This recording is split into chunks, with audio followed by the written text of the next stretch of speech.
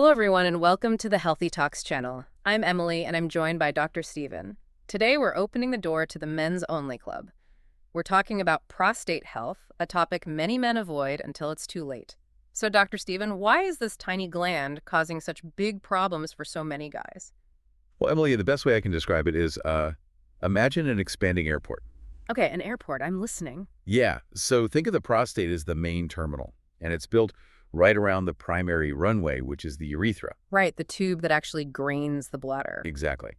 Now, in most men, this terminal never stops under construction. It just keeps adding new gates, new shops, expanding outward and, crucially, inward, right into the runway. Oh, wow. So the runway keeps getting narrower as the building grows. Spot on. And that continuous growth is, it's practically a biological design flaw.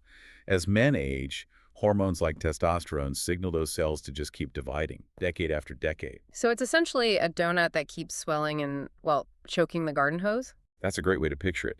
And that physical pressure on the runway is what causes the vast majority of the plumbing issues guys face as they hit middle age. Which naturally leads us to those bothersome, non-cancerous culprits we found in our deep dive today, things like prostatitis. Right, the inflammation.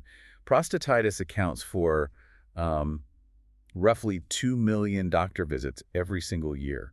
It's when that tissue swells rapidly, causing a lot of deep pelvic pain.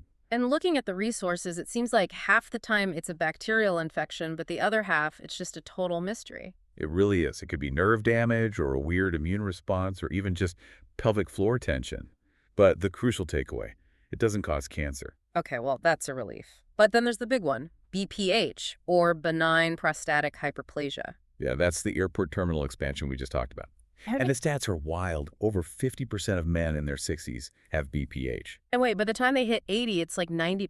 Exactly. 90%. It's almost a statistical guarantee. So, Dr. Steven, I have to ask on behalf of our listeners, if frequent bathroom trips are just a normal part of getting older, should guys just accept it, or is it a bigger deal? That is the million-dollar question, Emily. Yeah. And no, it is absolutely not something you just have to accept. Really? Because I feel like most guys just think, well, I'm getting old, time to wake up 3 times a night. It's just normal. Right, they normalize it.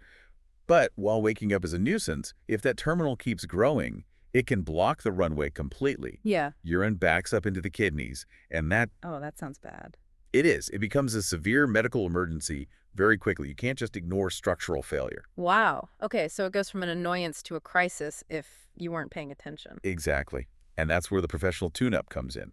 Modern medical treatments can actually physically open that runway back up. You don't have to just suffer in silence. Okay, that's super empowering.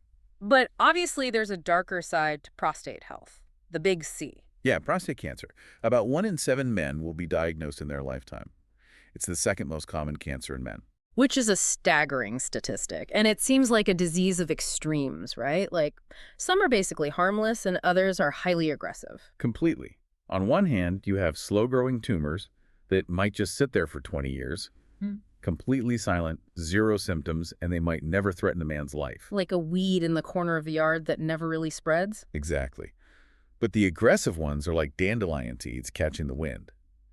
The cells divide rapidly, break away, and metastasize into the seminal vesicles, the lymph nodes, and eventually the bones. And that's when you see those scary symptoms like blood in the urine or really deep lower back or hip pain. Right, because at that point, it's literally invading the skeletal structure. Here's where it gets really interesting to me, though. The risk factors we found in the Johns Hopkins and Franciscan health materials, being tall, like physically tall. I know, it sounds bizarre.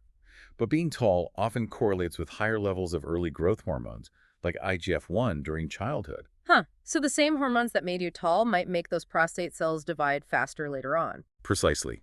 It increases the odds of a genetic mutation.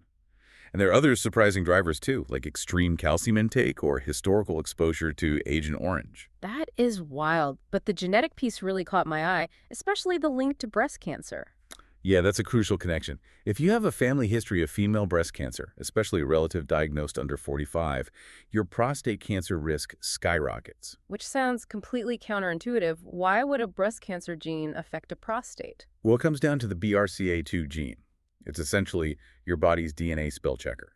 Okay, I like that analogy. So if the spell checker is broken, errors just slip through everywhere. Exactly.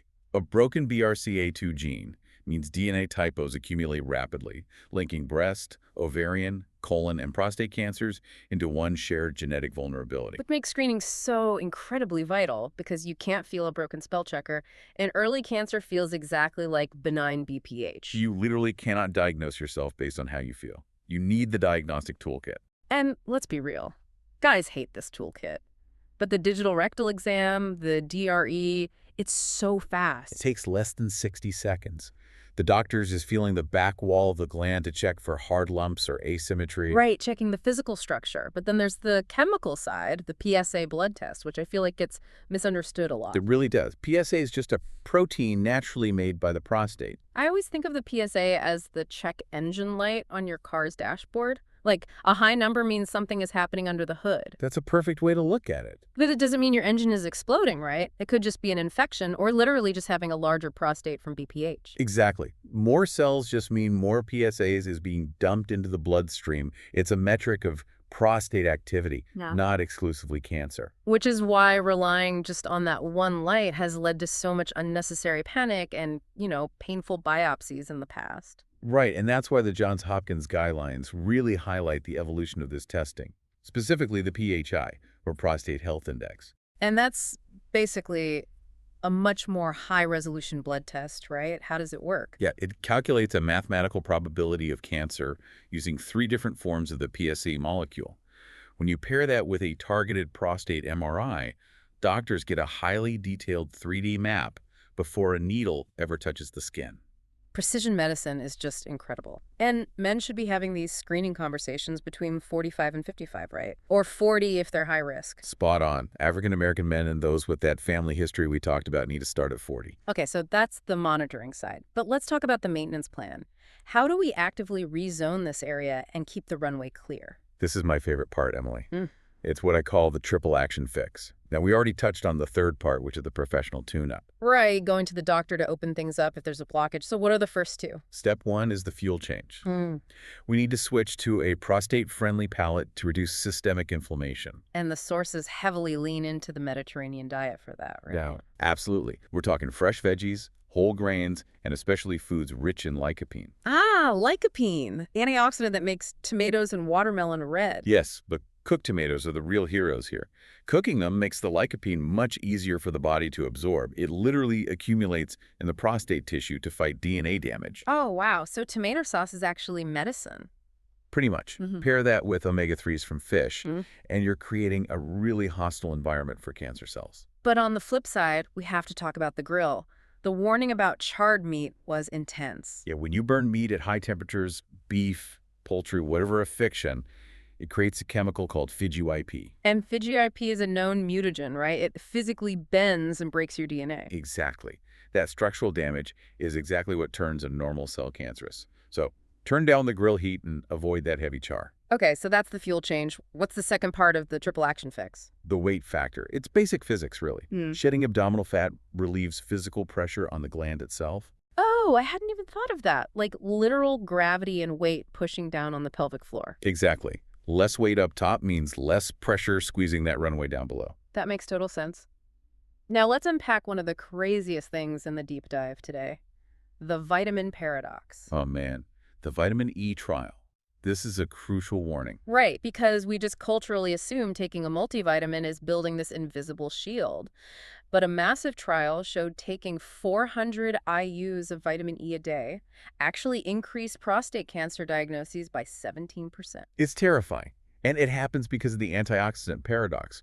Antioxidants protect cells from dying. But sometimes you want a cell to die, right? Like if it's mutating. Exactly. Your body has a natural self-destruct mechanism for bad cells called apoptosis.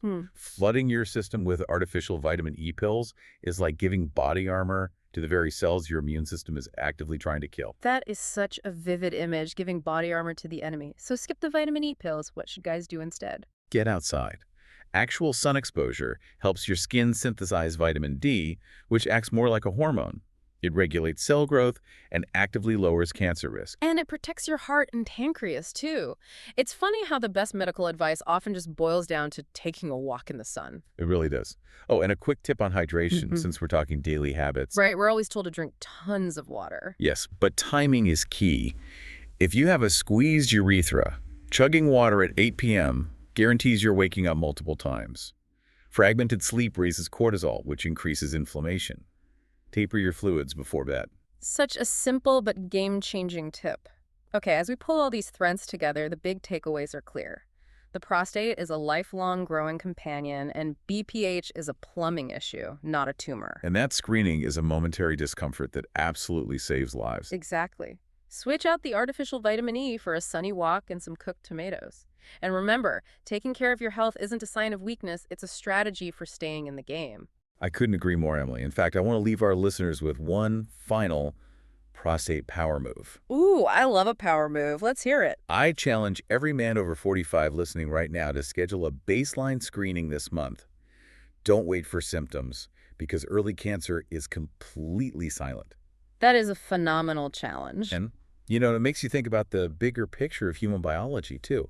This gland that never stops growing, inevitably choking the system.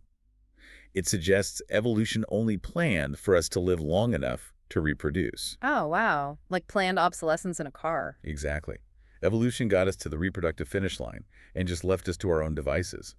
We are literally outsmarting our own biological warranties every time we use a PHI test or an MRI to extend our lives. From surviving by evolutionary luck to thriving by scientific design, that is definitely something to mull over. Thank you so much, Dr. Steven, and thank you all for joining us on this deep dive. We'll catch you on the next one.